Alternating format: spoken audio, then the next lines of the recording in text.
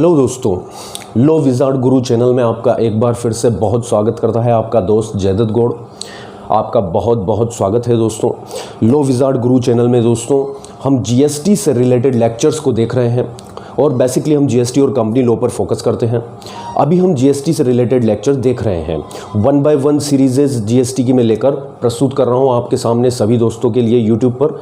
अभी हम सप्लाई का चैप्टर देख रहे हैं जीएसटी के अंदर। सप्लाई मैंने कहा कि सर जीएसटी की बैकबोन होती है और सप्लाई के अंदर मैं 3 वीडियो अपलोड कर चुका हूं आप सभी दोस्तों के लिए दोस्तों, और आज मैं 4th वीडियो आपके सामने लेकर आया हूं।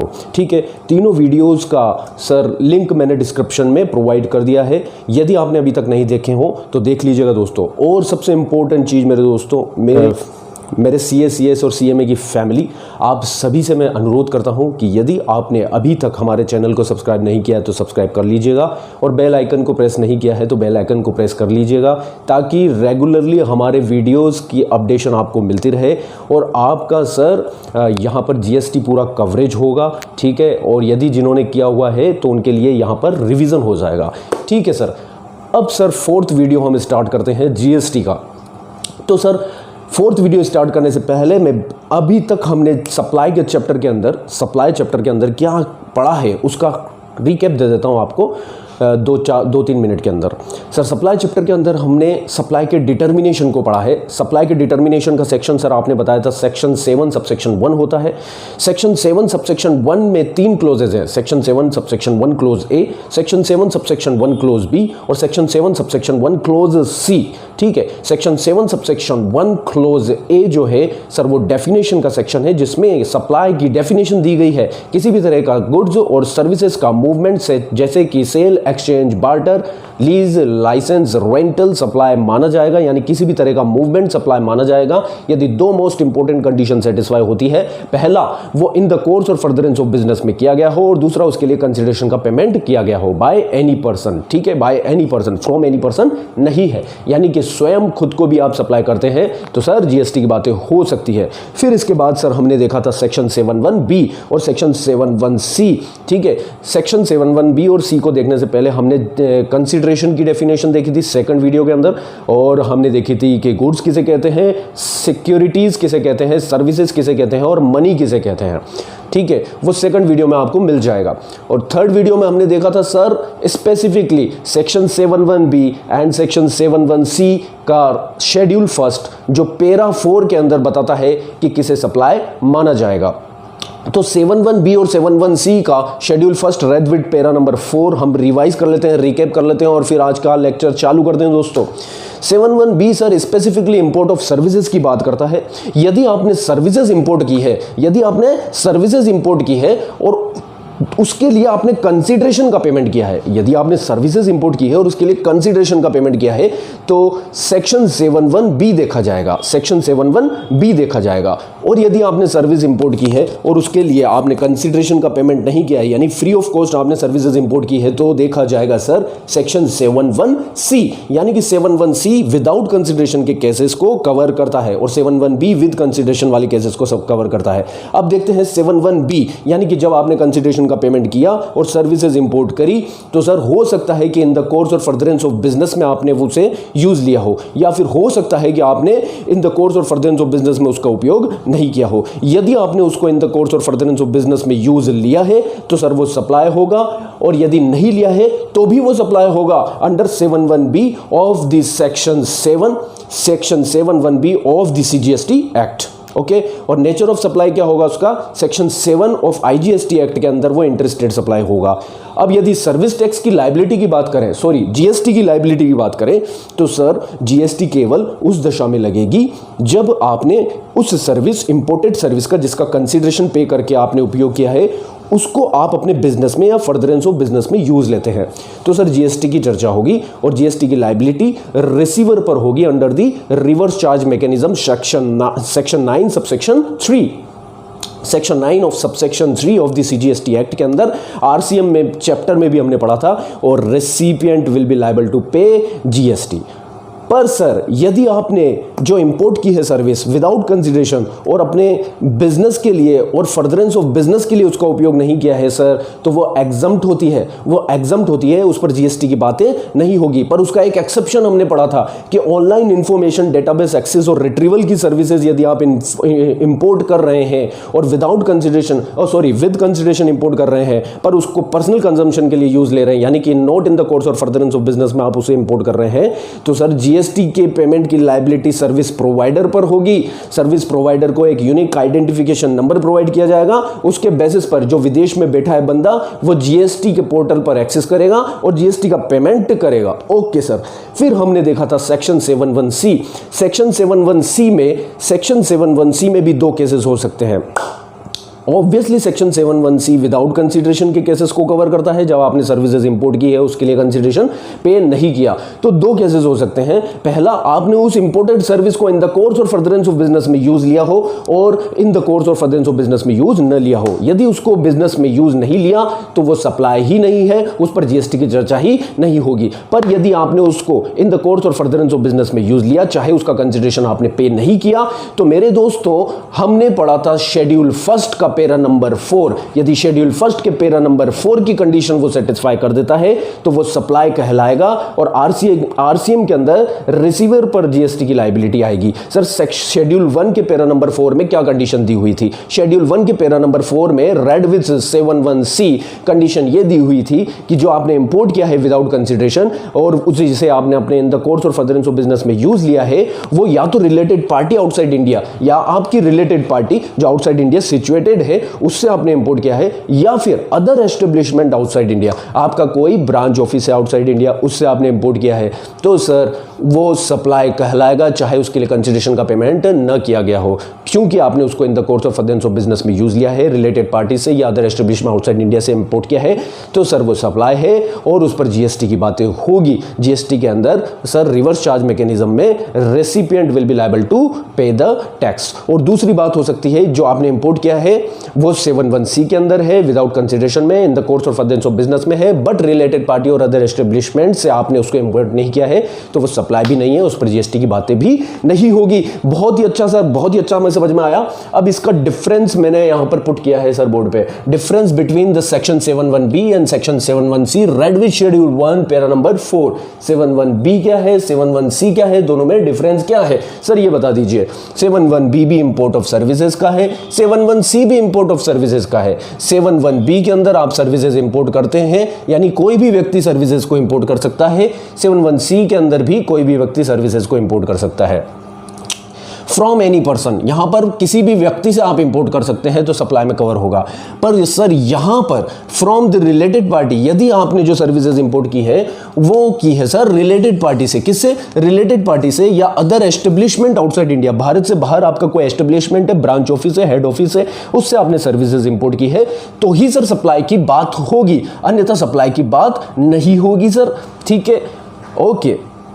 क्योंकि शेड्यूल फर्स्ट का पैरा नंबर 4 कहता है कि रिलेटेड पार्टी और अदर एस्टेब्लिशमेंट आउटसाइड इंडिया से ये सर्विसेज इंपोर्ट की हो तो ही सप्लाई मानी जाएगी, अन्यथा वो सप्लाई नहीं मानी जाएगी, उस पर जीएसटी की बातें नहीं होगी। 71B का केस सर कंसीडरेशन की बात करता है, जो आपने इंपोर्ट किया था सर उसे आपने विद कंसीडरेशन इंपोर्ट किया था। 71C स्पेसिफिकली विदाउट कंसीडरेशन वाले केसेस को कवर करता है।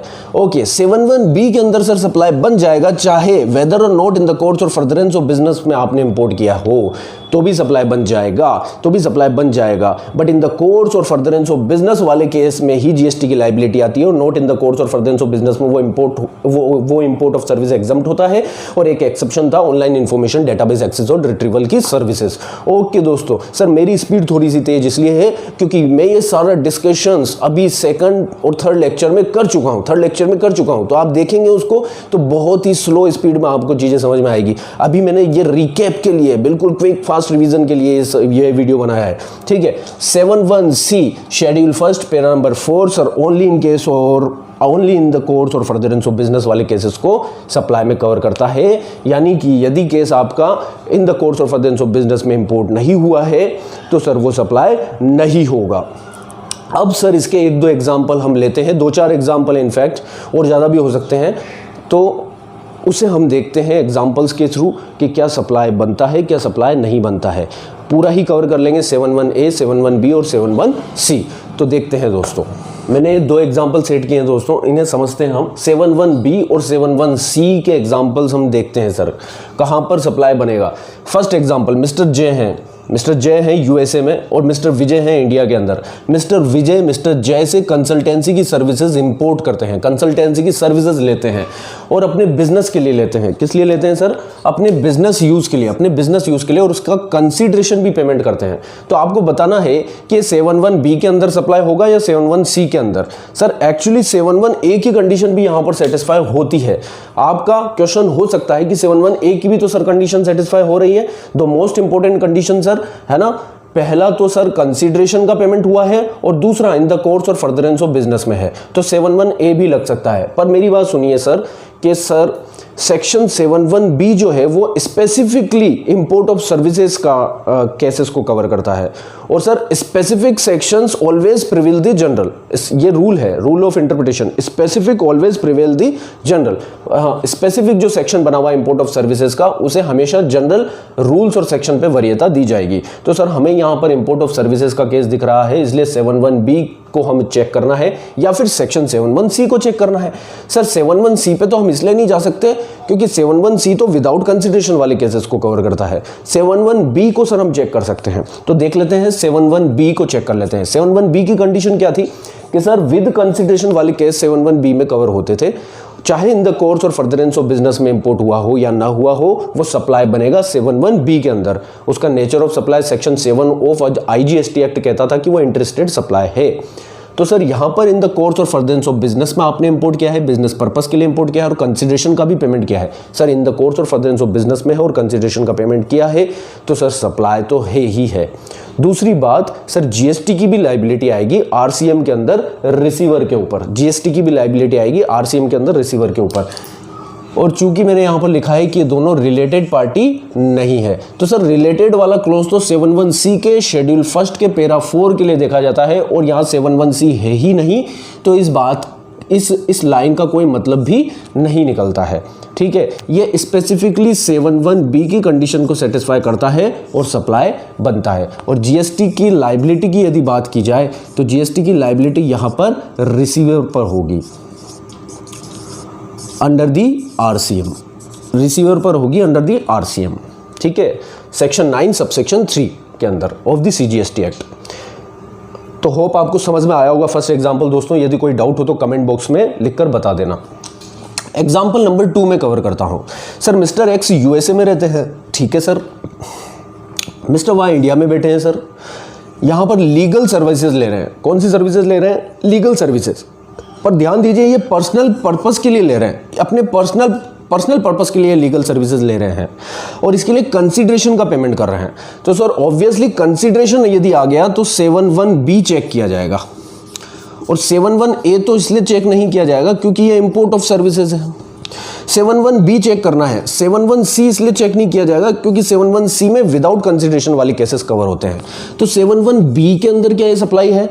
देखते हैं। लीगल सर्विसेज ली है, 2 चीजें देखनी होता है 71B के अंदर, एक तो विद कंसीडरेशन हो तो सप्लाई है, चाहे वो इन द कोर्स और फर्दरेंस ऑफ बिजनेस में हो या ना हो तो भी वो 71B के अंदर सप्लाई बन जाती है।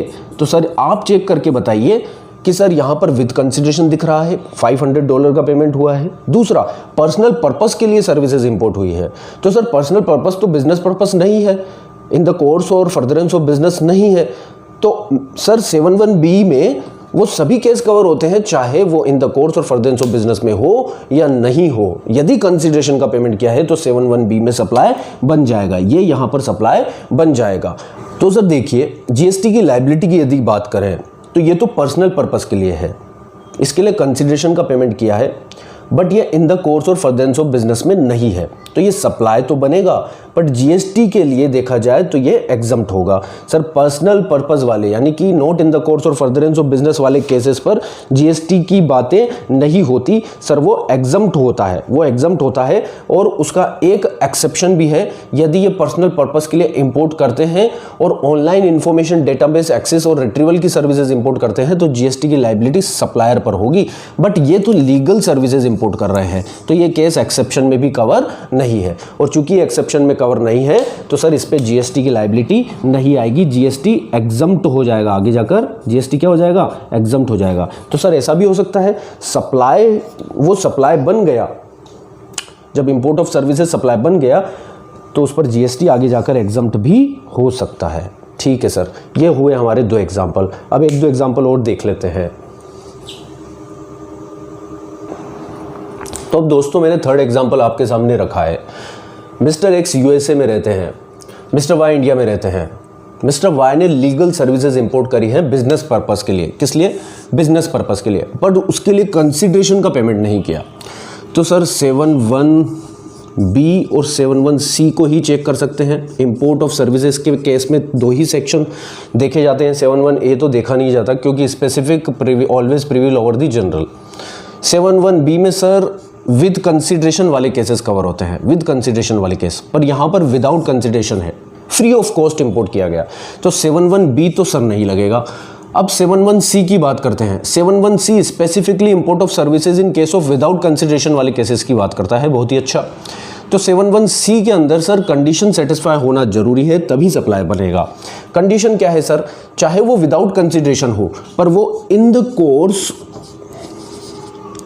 और फर्दरेंस ऑफ बिजनेस में होना चाहिए। पहली बात तो सर ये फॉर बिजनेस पर्पस के लिए इंपोर्ट हुई है तो इन द कोर्स और फर्दरेंस ऑफ बिजनेस में भी है, विदाउट कंसिडरेशन में भी है। इसके साथ ही एक और कंडीशन सेटिस्फाई होना चाहिए। इन द कोर्स और फर्दरेंस ऑफ बिजनेस में लिया गया है बाय एनी पर्सन, यानी कि ये कोई भी व्यक्ति हो सकता है, बट फ्रॉम जो पर्सन होना चाहिए जिससे आपने इंपोर्ट किया है वो या तो रिलेटेड पार्टी होना चाहिए आपका, या फिर अदर एस्टेब्लिशमेंट होना चाहिए, अदर एस्टेब्लिशमेंट। तो सर यहां पर स्पेसिफिकली मैंने लिखा है X and Y are related person. हो सकता है ये ब्रांच ऑफिस भी हो तो अदर एस्टेब्लिशमेंट कहलाएगा, बट यहां पर रिलेटेड पर्सन स्पेसिफिकली कह दिया तो ये कंडीशन भी सेटिस्फाई हो जाती है। ठीक है, तो सर ये 71C के अंदर सप्लाई बन जाएगा। 71C के अंदर 71C read with schedule first पेरा नंबर 4 के अंदर यह सप्लाई कहलाएगा और इस पर जीएसटी की चर्चा होगी। सर जीएसटी किसे पे करना पड़ेगा? ऑब्वियसली यहां पर जीएसटी रिसीवर को पे करना पड़ेगा। किसे पे करना पड़ेगा दोस्तों? यहां पर जीएसटी रिसीवर को ही पे करना पड़ेगा under the reverse charge mechanism. तो दोस्तों मैं यहां पर अपना वाइंड अप करता हूं सेक्शन 71B और सेक्शन 71C शेड्यूल 1 पेरा नंबर 4। 71C का शेड्यूल 1 पेरा नंबर 4 खत्म हुआ है।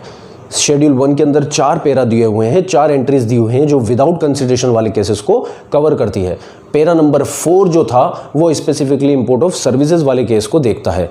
अब हम नेक्स्ट लेक्चर में पेरा 1, 2 और 3 भी देखेंगे जो विदाउट कंसिडरेशन वाले केस कब सर विदाउट कंसिडरेशन वाले केस सप्लाई बन जाते हैं और उन पर जीएसटी की बातें होती है। तो दोस्तों आपका सहयोग बनाने के लिए बहुत बहुत धन्यवाद, और चैनल को सब्सक्राइब ना किया हो तो सब्सक्राइब कर लेना और ज़रूरतमंदों को शेयर कर देना और अपना सपोर्ट और प्यार बनाए रखना। जय हिंद दोस्तों।